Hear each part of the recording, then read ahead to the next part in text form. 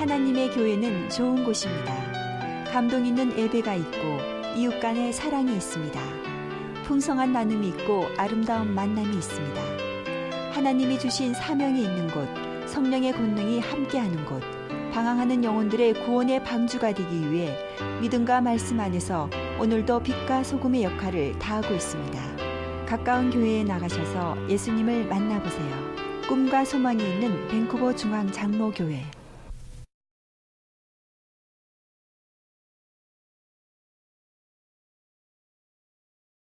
우리 교회에 김여찬 집사님이라는 분이 계십니다. 이분은 한국과 미국을 왔다 갔다 하십니다. 겨울이 되면은 한국으로 가시고 여름이 되면은 이쪽으로 이렇게 오시는데요. 늘 여기 오시면은 교회 출석하여서 예배를 드리십니다. 한 번은 제게 왜 계속 이렇게 예배를 드리고 하나님을 섬기는지 설명한 일이 있습니다. 이분은 이북 분입니다. 1950년대에 한국에서 전쟁이 있을 때에 이북에서 남쪽으로 내려오셨는데 어머님과 같이 내려오지 못했습니다. 어머님께서 그 아들을 보내시면서 손을 꼭 잡으시고 여찬아, 너 남쪽에 가면 꼭 예수님 잘 믿어야 된다. 너 꼭 예수님 잘 믿어라. 손을 꼭 잡고 그 어머님이 그렇게 말씀하셨다는 거예요. 이분이 지금 모세의 회원들 연세인데도 그 말씀을 제게 하시면서 눈물이 글썽글썽 하신 것을 기억합니다. 어머니께서 그렇게 해주신 말씀을 지금도 기억하고 제가 주님을 이렇게 섬깁니다. 이렇게 하시는 겁니다. 여러분들 가운데서 이런 분이 계시지 않을까 그런 생각을 합니다. 여러분 어머님이 혹시 또 여러분 아버님이 혹시 유언처럼 너는 무슨 일이 있어도 예수님은 잘 섬겨야 된다. 환경이 어떻게 변해도 너는 예수님 잘 섬겨야 된다. 끝까지 예수님 잘 섬겨라. 이런 말씀 기억하시고 혹시 예수님 잘 섬기는 여러분들 중에 어떤 분이 계시지 않을까 그런 생각을 하게 됩니다. 예수님을 부모님들이 섬기시고 또 자녀들이 섬기기를 원합니다. 왜 부모님들은 이렇게 자기도 예수님을 믿고 또 자녀들도 예수를 믿기를 이렇게 권장하실까? 여러분 부모님은 악할지라도 자식은 잘 되기를 원하는 것이 이것이 부모의 마음입니다. 아마도 본인이 믿어보니까 그래도 안 믿는 것보다는 좋지 않은가? 아마도 본인이 예수님 믿고 섬겨보니까 그래도 예수님 믿는 것이 좋으니까 그래도 본인이 믿어보니까 이렇다 저렇다 해도 예수 안 믿는 것보다야 예수님 믿는 것이 너무너무 좋으니까 본인도 믿고 사랑하는 자녀들도 꼭 예수님 잘 믿어라. 무슨 일이 있어도 예수님은 잘 믿어야 한다. 이렇게 권장하지 않을까 생각해 봅니다. 여러분들은 왜 예수님 믿으십니까? 왜 오늘 이렇게 귀중한 시간에 교회에 나오셨습니다. 찬양도 하시고 또 주차장에서 수고도 하시고 예배당에서 이렇게 예배를 함께 드리십니까?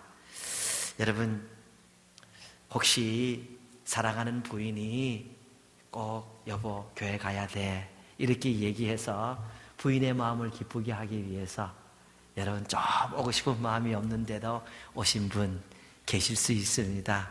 아니면 사랑하는 남편이 여보 그래도 우리 교회 가면 좋을 것 같아. 남편을 좀 행복하게 하기 위해서 아니면 그래도 교회 가는 것이 자녀들에게 본이 되니까 자녀들을 위해서 이렇게 나오신 분들도 계실 수 있습니다. 여러분이 얼마나 좋은 마음입니까? 이 서구 사회가 지금 너무 개인 중심 아닙니까? 자기 중심, 자기만 좋으면 된다 이런 생각을 하고 살지 않습니까? 그래서 누가 어떻든 누가 무슨 생각을 하든 나만 좋으면 되고 내 가정만 좋으면 된다 이런 생각으로 꽉 찬 자기 중심적인 사회에서 그래도 어떤 분은 내 남편을 위해서 내 아내를 위해서 내 자녀를 위해서 또 누구누구를 생각해서 내가 이렇게 교회 나왔다 좋은 생각이라고 생각합니다.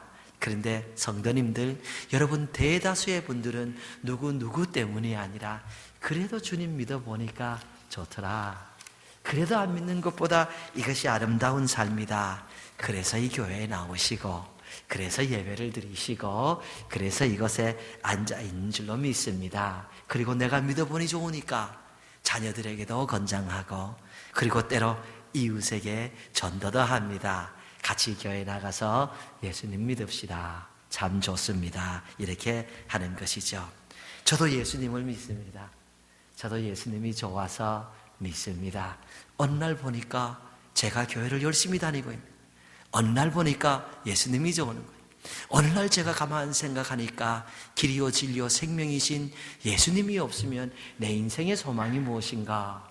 어린 나이부터 그런 생각이 들어간 거예요. 그래서 공부 다 하고 이렇게 목사가 되어서 예수님이 좋아서 목회를 하면서 오늘도 여러분에게 복음을 전파하고 있는 것이고, 우리 아이들에게도 늘 너희들 예수님 잘 믿어야 된다. 너희들 예수님 잘 믿어야 된다. 이렇게 가르치기도 합니다. 때로 사실 제가 목사지만 저희 자녀들이 걱정이 될 때가 있습니다. 이 녀석들이 내가 없어도 예수님 잘 섬길까?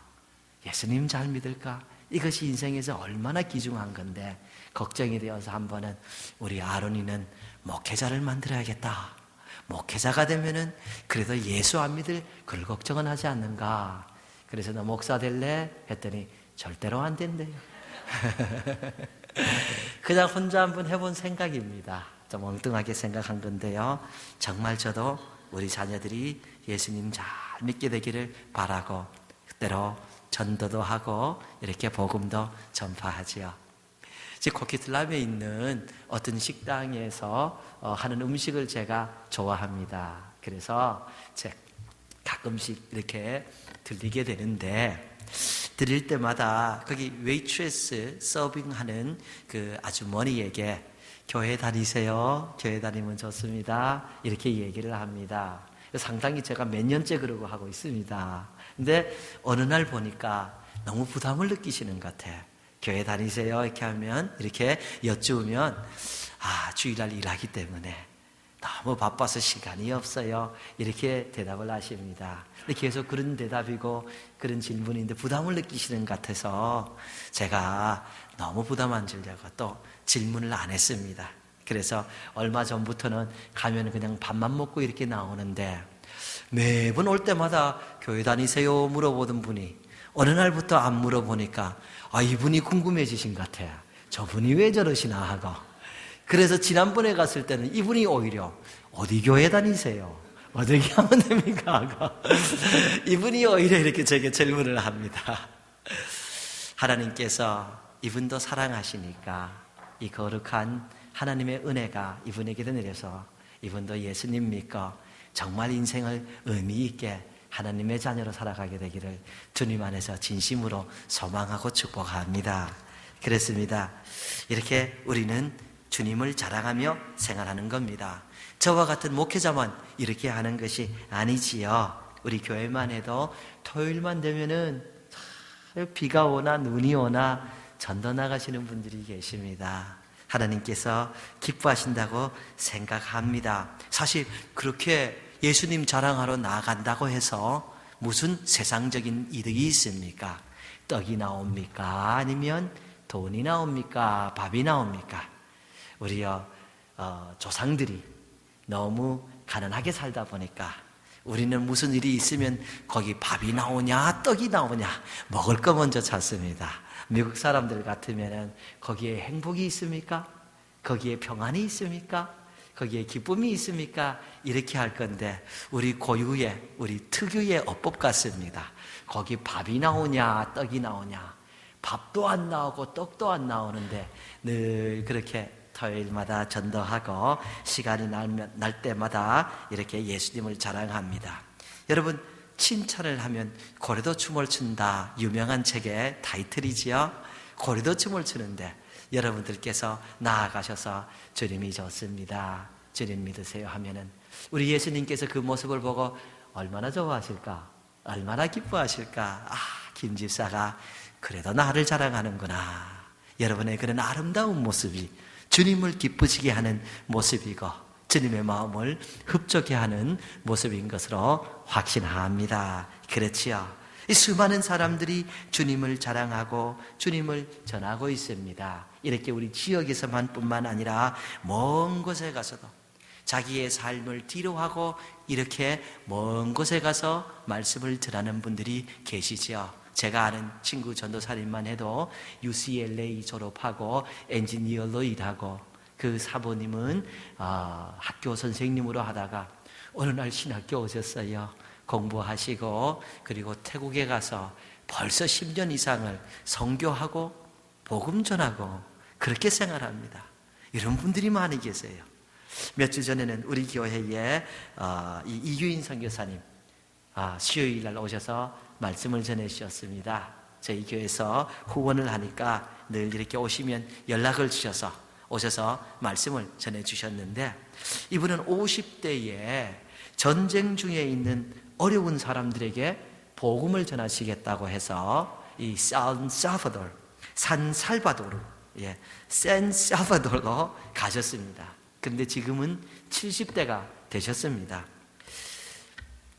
이 선교사님이 산살바도르에 도착했을 때는 전쟁이 끝난 다음이었습니다. 그곳에 가셔서 이렇게 전쟁 후에 후유증이 있는 사람들에게 복음을 전하기 위해서 교회도 몇 개 개척하셨고, 그리고 지금은 혼두라스에 와서, 안도라스라고 그럽니까? 온두라스에 와서 가부와 고아들을 돌보며 복음 전하는 사역을 하고 계십니다. 벌써 20년 이상 이렇게 하셔서 노인이시죠. 우리 모세의 어르신 같은데 말씀 전하는 거 보니까 아주 힘이 있으세요. 아주 열정이 대단하세요.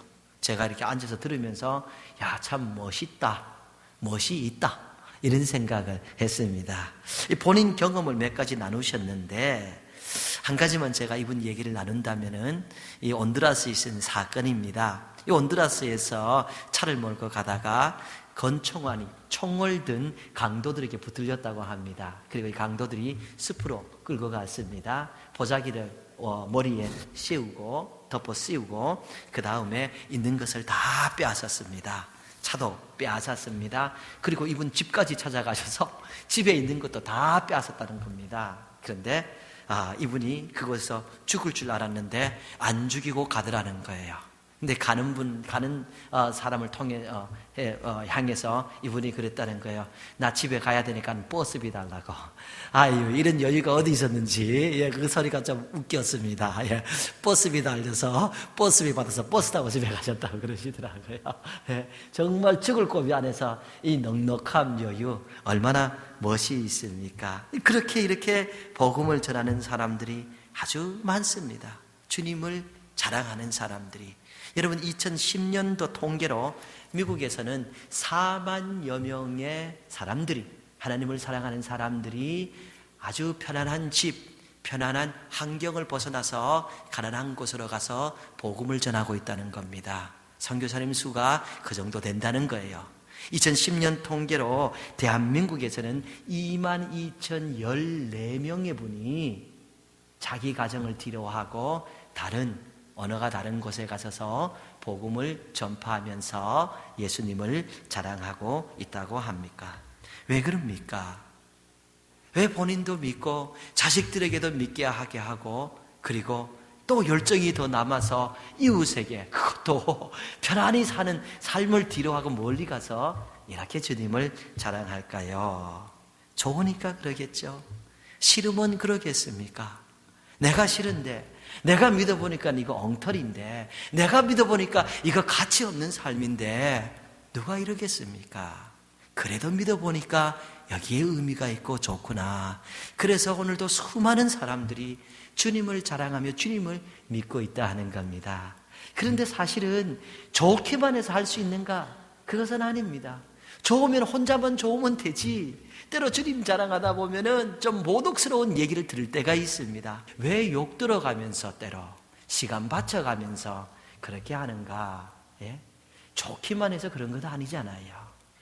아마도 우리가 아버지의 마음을 알아서 무엇이 아버지를 기쁘게 하는지, 무엇이 하나님을 기쁘게 하고 무엇이 예수님의 마음을 흡족하게 하는지 알기 때문에 때로 우리가 싫어도, 우리가 좀 불편해도, 우리가 좀 편안하게 있고 싶어도 그래도 주님을 자랑하며 주님을 섬기며 생활하지 않는가? 그래도 주님 중심으로 살려고 일평생 바치고 있지 않은가? 그런 생각합니다. 어린 사람들은 모르지요. 여러분, 자녀들 다 길러보았잖아요. 어렸을 때는 아빠가 과자를 주고 준 다음에 아빠도 과자 좀 주라 이렇게 하면은 안 줍니다. 아빠가 방금 주어도. 그런데 나이가 들어갈수록 아이가 되돌려줄 줄도 알고 어머니의 마음을 헤아릴 줄 압니다. 어떻게 하면은 엄마가 마음 상하실까? 어떻게 하면 엄마가 기쁠까? 엄마의 마음을 흡족하게 해주는 겁니다. 기독교 신앙생활도 마찬가지입니다. 어느 날부터 내 영혼의 신앙의 성숙이 들어가서 무엇이 아버지를 기쁘게 하고 무엇이 예수님을 기쁘게 하는지 알기 때문에 내 마음에 안 내켜도 주님의 마음을 흡족하게 하고 주님을 기쁘게 하기 위해서 우리가 오늘도 주님을 자랑하며 모욕도 어려움도 불편함도 좀 견디지 않는가, 그런 생각을 하게 되는 것입니다. 오늘 본문 말씀에서 예수님께서 이런 명령을 하셨습니다. 마지막 명령이죠. 너희는 가서 모든 민족으로 제자를 삼아 아버지와 아들과 성령의 이름으로 세례를 베풀고 내가 너희에게 분부한 모든 것을 가르쳐 지키게 하라. 볼지어다 내가 세상 끝날까지 너희와 항상 함께 있으리라. 주님이 이것을 명령하셨습니다. 이것을 지상 최고의 명령이라고 우리 크리스찬들은 부르고 있습니다. 예수님이 마지막에 하늘나라 가시기 전에 하실 말씀도 많으셨을 텐데 주로 이런 말씀하셨어요. 천하의 만민에게 복음을 전파해라. 성령을 받으면 너희가 권능을 받고 예루살렘과 유다와 사마리아와 땅끝까지 이르러 내 증인이 되리라. 오늘 본문에서는 너희는 가서 모든 민족으로 제자를 삼아 아버지와 아들과 성령의 이름으로 세례를 주라. 이렇게 말씀을 하십니다. 주님의 마음이 담긴 것입니다. 이 세상 어떤 것보다 주님의 마음은 사람을 구원하여서 하나님의 자녀로 만드는 그 마음이 강력하게 담긴 것이다 하는 말씀입니다. 주님 본문 말씀에서 말씀하십니다. 가라. 너희는 가서 모든 민족으로 제자를 삼으라. 먼저 가라는 거예요. 누가 올 때까지 기다리지 말라. 너희 집에서 기다리지 말라. 신디가를 가든지 조지아가를 가든지 코키틀람을 가든지 친구에게 가든 친척에게 가든 가라라고 말씀. 액티블리 가서 그리고 제자를 삼으라라고 말씀하고 있어요. 그리고 제자를 삼으라, 복음을 전하고 주님을 자랑하고 그분이 주님을 받아들이면 그분 또한 주님을 자랑할 수 있는 사람이 될 때까지 내가 가르친 것을 가르치고 훈련하고 도와주어라, 이런 말씀을 하시는 겁니다. 이렇게 많은 우리 성도들 가운데 영적인 성숙이 있는 분들이 바로 예수 그리스도의 마음을 알아서 그 마음을 흡족하게 하기 위해서 바로 오늘도 복음을 전하는 것입니다. 여러분, 예수님께서 십자가를 지시고 죽으신 후 3일 만에 부활하셨습니다. 그럼 바로 하늘나라 가시면 되지 왜 40일 동안 있냐? 이게 40일, 이게 짧은 시간이 아닙니다. 생각해 보면은 40일 동안 어디 친구 집에 가서 40일 계서 보신 적이 있습니까? 이게 짧지 않아요. 제가 한 번은 이거 가지고 좀 고민했어요. 예수님이 왜 40일 동안이나 부활하셨으면 그냥 제자들에게 잠깐 보이고 2, 3일 있다가 집에 가시지, 하늘나라 가시지 40일 동안 왜 이 땅에 계셨을까 궁금한 것입니다. 성경을 찾아보니까 이 마태복음, 마가복음, 누가복음, 요한복음 이 4복음서 그 끝부분에는 예수님께서 부활하시고 행한 그 행적이 간단하게 소개되어 있습니다. 그것을 보면서 이런 이유가 있었구나 하는 것을 알게 되는 것이지요. 예수님께서 왜 40일 동안 부활하신 후에 계셨을까? 첫째로는 주님의 제자들이 그때까지도 주님의 마음을 이해를 하지 못했습니다. 주님의 마음을 몰랐습니다. 동상이몽하고 있는 거예요. 주님은 이 세상에 있는 사람들의 영혼을 구원하여 하나님의 자녀 만드는 그 목적, 그 마음이 간절하신데 많은 제자들은 아직도 주님께서 이 세상에 국가를 세워서 그리고 로마 국가를 이렇게 넘어뜨리고 이스라엘 국가를 세워서 제 주님을 따르는 사람들에게 영의정, 자의정도 주실지 않을까 이런 생각을 하고 따랐다는 것입니다. 여러분 누가복음 마지막 장인 24장을 보면은 예수님께서 엠마오로 가는 두 제자를 찾아가는 내용이 기록되어 있습니다. 이 엠마오로 가는 두 제자들, 이들도 예수님을 따르던 사람인데 예수님이 십자가를 지신 다음에 아주 실망을 하고 집으로 돌아가는 거예요. 부활하신 주님께서 이 사람들을 찾아가셔서 온 종일을 저녁 때까지 같이 보내시면서 성경을 해석하고 성경을 얘기하면서 하시면서 메시아는 죽어야 된다. 메시아는 영혼을 구원해야 된다. 하나님 나라를 만드는 것이고 인류를 구원하는 것이지 어느 정권 넘어뜨리는 것이 메시아가 아니다. 이걸 설명하시는 거예요. 이 사람들이 예수님과 이야기하는 가운데 이렇게 이야기합니다. 누가복음 24장 21절을 보면은 우리는 이 사람이 이스라엘을 속량할 자라고 바란도라. 이 사람이 이스라엘 속량할 자. 조금 쉬운 성경으로 이렇게 보면은 24장 21절 현대인의 성경입니다. 우리는 그분이 이스라엘을 구해 주실 분이라고 잔뜩 기대했었는데 말입니다. 바로 예수 그리스도께서 메시아로 오셔서 이스라엘을 어디에서 구해 주시는가? 로마의 치하에서 구원하여서 이스라엘이라는 국가를 한때 다윗이 다스리던 그 전성기로 돌려놓지 않을까? 이런 기대를 하고 따랐다는 거예요. 그래서 예수님께서 이 이스라엘 국가를 다윗의 전성기처럼 돌려놓으면 누가 영의정할까? 누가 자의정할까? 이걸 가지고 다투고 있는 거예요. 주님이 부활하셔서 무엇을 하는가? 이렇게 엉뚱한 생각에 사로잡혀 있다가 지금 실망하는 제자들을 찾아가셔서 너희들 아직까지 내 마음을 모르느냐? 그거 잘못된 생각이다 하면서 성경을 잘 해석해주고 다시 얘기를 하는 거예요. 그래서 마가의 다락방에서 벌벌벌 떨고 있는 11제자를 찾아가. 도마가 그때 없었다고 해서 도마 때문에 또 찾아오십니다. 갈릴리로 가시는 것이죠. 거기에서 베드로는 또 고기 잡고 있습니다. 그리고 베드로에게 사명을 주는 것이죠. 여러분 고린도전서 15장 3절을 보면 이렇게 기록하고 있습니다.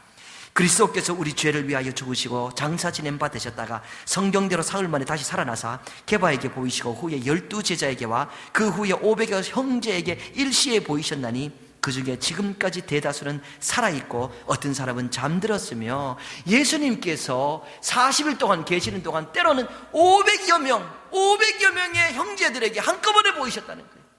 아마도 예수님께서 하늘나라 가실 때에 그것을 많은 사람들이 지켜보았던 것 같습니다. 그것을 얘기하는 것 같습니다. 그런데 우리가 예수님께서 40일 동안 이렇게 낙심해서 엠마오로 가는 제자들 같은 사람들, 이 오해하고 가는 사람들을 찾아간 것을 우리가 생각해 볼 수 있습니다. 그렇게 해서 예수님이 500여 명을 모으신 거예요. 두 사람을 설득하고 두 사람에게 하나님 말씀 가르치는데 온 하루가 걸린 거예요. 그러니까 500여 명을 설득하고 500여 명을 다시 가르쳤으니까 이게 40일이라는 날짜가 모자랐던 겁니다. 그렇게 주님은 하나님의 이 계획을, 인류를, 영혼을 구원하고 하나님의 나라를 실현하려는 그 계획을 설명하기 위해서 예수님은 40일을 이곳에 계셨던 것입니다. 두 번째로는 이 40일을 이곳에 계시면서 예수님은 그 모든 사람들에게 사명을 다시 한번 확인시켜 주었습니다. 너희가 할 일이 있다 이겁니다. 너희가 할 일이 있다. 고기 잡는 일이 아니라 영혼을 구원하는 일이다. 이것을 바로 제자들에게 가르치셨던 것입니다. 그래서 여러분 마태복음, 마가복음, 누가복음, 요한복음 이 사복음서 이 뒤를 보면은 하나같이로 이런 내용의 말씀입니다. 너희는 온 천하에 다니며 만민에게 복음을 전파하라. 이 말씀을 하시는 거예요. 오늘 마태복음에 있는 그 본문 말씀으로 너희는 가서 모든 민족으로 제자를 삼으라. 누가복음이나 마가복음에도 비슷한 내용입니다. 내 증인이 된다. 이런 내용입니다. 주님의 마음이 완벽하게 담겨 있는 것이에요. 사도행전 1장을 보면은 조금 더 주님의 마지막 시간이 좀 디테일하게 기록되어 있습니다.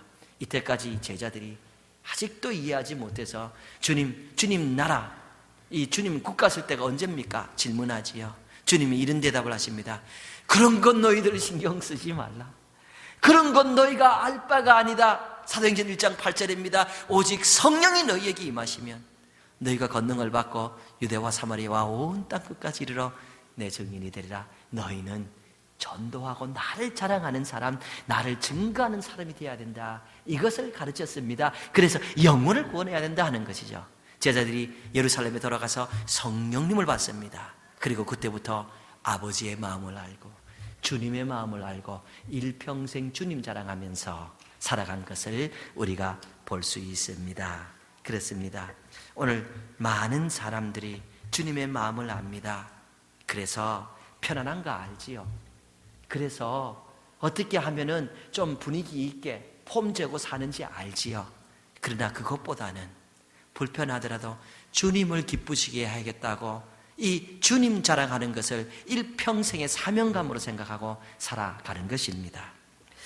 여러분이 릭 워런 목사님 아버지 이야기, 그 Purpose Driven Life 삶에 잘 기록되어 있죠. 여러분과 나눈 기억이 있는데요. 제가 이번에 말씀 전하기 위해서 다시 한번 읽어보았습니다. 다시 한번 여러분과 나누고자 합니다.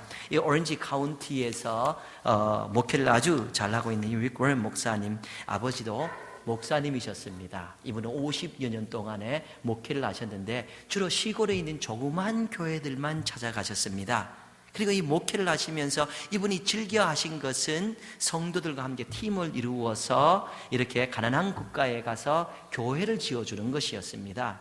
50여 년 동안 이분이 150여 개의 교회를 지었다고 합니다.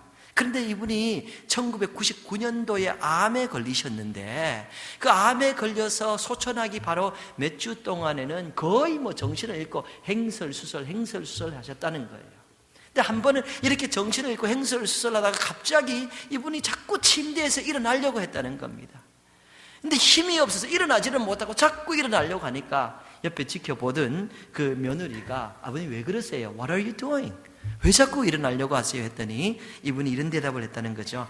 I've got to save one more for Jesus. Got to save one more for Jesus. Got to save one more for Jesus. 예수님을 위하여 한 사람을 더 구원해야 돼. 예수님을 위해서 한 사람을 더 구원해야 돼. 예수님을 위해서 한 사람을 구원해야 돼. 이분이 이 소리를 반복해서 행설수설하면서 수백 번을 하더라고요. 수백 번을 I got to save one more for Jesus. 근데 그 소리를 옆에서 듣고 바라보는 아들의 심정이 어떻게 했어요? 그걸 보면서 이 목사님이 막 우셨대. 아버지가 그러시니까. 그리고 거기에 이 침대에 머리를 묻고 하나님께 우리 아버지에게 좋은 믿음 주셔서 감사합니다 하고 감사의 기도를 드리는데 아버지 정신이 갑자기 돌아오셨는지 왔는지 이 아버지가 갑자기 그 연약한 손을 릭 목사님 머리에 얹고 릭, save one more for Jesus. You save one more for Jesus. 너는 예수님을 위해서 한 영혼을 더 구원해라. 예수님을 위해서 한 영혼을 더 구원해라. 이렇게 축복의 기도를 하셨다는 거예요. 얼마 후에 이분은 소천하셨죠. 그 책을 보면 릭 목사님 그 아버지의 말씀을 삶의 테마로 삼았다는, 삶의 주제로 삼고 자기 인생에는 영혼을 구원하는, 아버지의 유언을 봐서 영혼을 구원하는 삶이 되어야겠다. 이런 중심으로 살아서 오늘도 많은 영혼을 구원하며 생활하고 있는 것입니다. 여러분, 우리가 하나님의 은혜를 받아서 예수님을 믿게 되고 우리가 예수 그리스도의 제자가 되었습니다. 제자라면 당연히 스승인 예수님의 마음을 알고 예수님의 마음에 동참해야 되지 않을까요? 하나님의 아버지의 자녀가 되었습니다. 하나님의 아버지의 자녀가 되었다면 당연히 아버지의 마음을 알고 아버지를 기쁘게 해야 되지 않을까요? 이렇게 수많은 사람이 오늘도 하고 있는 겁니다. 디모데전서 2장 4절입니다. 하나님은 모든 사람이 구원을 받으며 진리를 아는 데 이르기를 원하신다. 하나님은 모든 사람이 구원을 받기를 원합니다. 이게 하나님 아버지의 마음, 이게 예수 그리스도의 마음이고, 이 이유 때문에 예수님이 이 땅에 오셨고 예수님이 십자가 지셨고 예수님이 40일을 계셨고 예수님이 오늘도 우리를 위해서 중보하시는 겁니다. 여러분과 저도 하나님의 마음을 알아서 이렇게 하나님의 마음을 기쁘게 하는 사람들로 살아가게 되기를 바랍니다. 여러분 나오셔서 주님 기뻐하십니다. 주님이 여러분 구원을 위해서 죽으셨으니까요. 한 번 한 번을 예수님의 이름으로 축복합니다. 하나님의 교회는 좋은 곳입니다. 감동 있는 예배가 있고 이웃 간의 사랑이 있습니다. 풍성한 나눔이 있고 아름다운 만남이 있습니다. 하나님이 주신 사명이 있는 곳, 성령의 권능이 함께하는 곳, 방황하는 영혼들의 구원의 방주가 되기 위해 믿음과 말씀 안에서 오늘도 빛과 소금의 역할을 다하고 있습니다. 가까운 교회에 나가셔서 예수님을 만나보세요. 꿈과 소망이 있는 밴쿠버 중앙 장로교회.